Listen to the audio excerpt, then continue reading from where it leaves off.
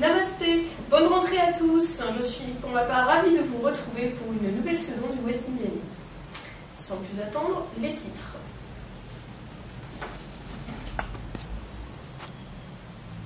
En Inde, le visa électronique évolue. Des hindous s'occupent d'une mosquée. Et en Guadeloupe, l'interview de Fred Negri, président du CGPLI. L'Inde fait évoluer la grille tarifaire de ses visas électroniques. Les prix varient désormais selon la période choisie pour visiter le pays.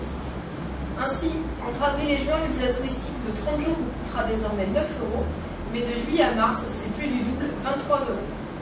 L'objectif de cette mesure est d'inciter les touristes à se rendre en Inde sur les périodes de plus faible affluence touristique.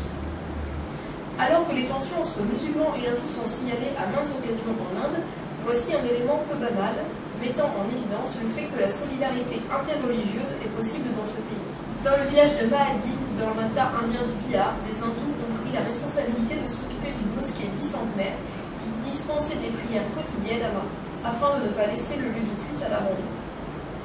Le village possédait autrefois une importante population musulmane, mais ses membres ont progressivement migré. Il n'y avait personne pour s'occuper de la mosquée et les hindous se devaient de prendre les devants, a affirmé Gautam, un des villageois qui s'occupe de l'édifice religieux. Namasté, Fred Negri, le Conseil guadeloupéen pour les langues indiennes fait sa rentrée. Vous en êtes le président.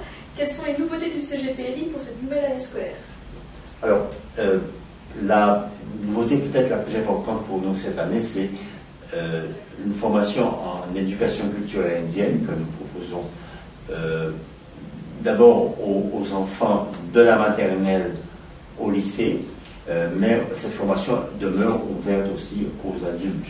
Alors c'est une formation qui se veut holistique, c'est-à-dire qu'elle vise à, disons, former l'homme dans son intégralité, notamment en visant une ouverture sur le monde, disons, et une culture dans divers domaines, qui permettra d'enrichir dans sa vie de tous les jours en particulier.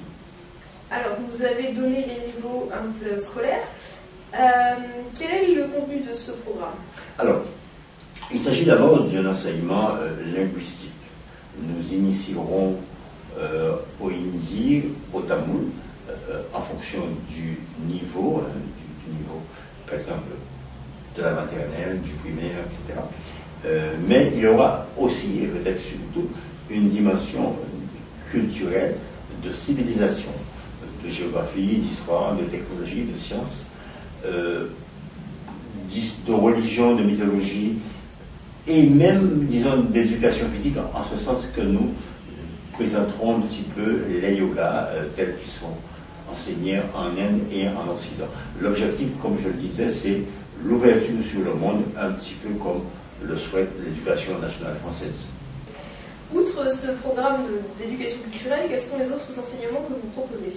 Alors, nous poursuivrons notre enseignement dans les langues indiennes que vous connaissez, c'est-à-dire le hindi, notamment pour les débutants le mardi soir et le vendredi. Le sanskrit, ça sera un samedi sur deux. Il y a aussi d'ailleurs un séminaire de sanskrit au mois d'octobre, du 25 au 27 octobre. Et puis le tamoul, bien sûr, qui est l'une des langues prioritaires, disons, des premiers immigrants indiens en Guadeloupe. Toutes ces langues-là seront donc enseignées au CGPLI. Vous pourriez avoir, bien sûr, le détail sur le site cgpli.org. Très bien. Alors, question cruciale, pourquoi un Guadeloupéen apprendrait-il aujourd'hui une langue indienne? Bon, alors, c'est une question qui appelle de nombreuses réponses en fonction des projets de chacun. Il s'agit d'abord pour nous d'élargir, disons, l'horizon de chacun.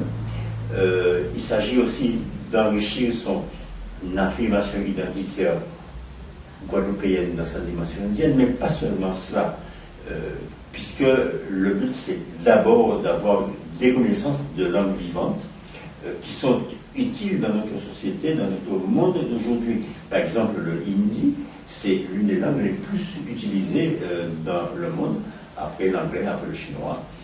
Et donc c'est important que nous ouvrions notre culture vers d'autres mondes. Et puis, tout simplement, c'est pour le plaisir d'apprendre, de connaître une langue, d'apprendre le hindi, le sanskrit, le tamoul. Faut-il absolument donner une justification? Je vous remercie, Fred Negrit. Namasté. Namasté.